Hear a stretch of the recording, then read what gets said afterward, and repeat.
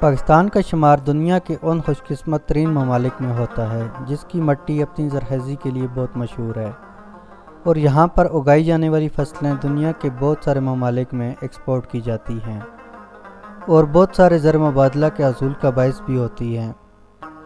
ان فصلوں کے ساتھ ساتھ پاکستان کے اندر ایسی خرد و جڑی بوٹیاں اور پودے بھی موجود ہیں جن کی دنیا بھر میں بہت مانگ ہے، اور ان کو بیرون ممالک میں انتہائی مہنگے داموں فروخت کیا جا سکتا ہے۔ ایسی ہی ایک چیز گچھی بھی ہے جس کو انگلش میں مورسیلا کہتے ہیں۔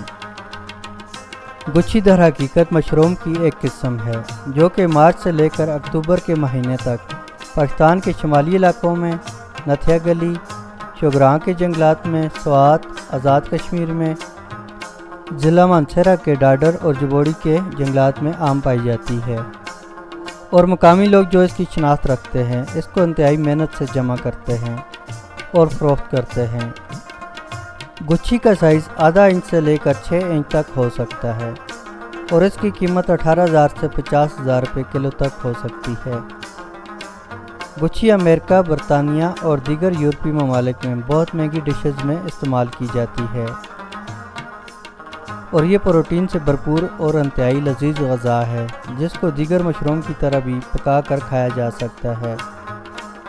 چین کے اندر اس کی مانگ کو دیکھتے ہوئے اس کو آرٹیفیشل طور پر بھی اگایا جا رہا ہے۔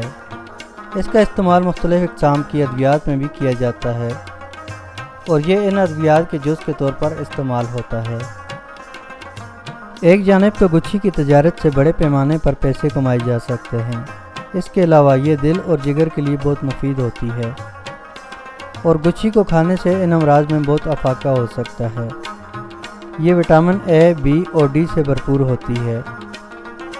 مختلف ادویات کے علاوہ یورپی ممالک میں اکثر لوگ گچھی کا استعمال ہڈیوں کی مضبوطی کے لیے بھی کرتے ہیں۔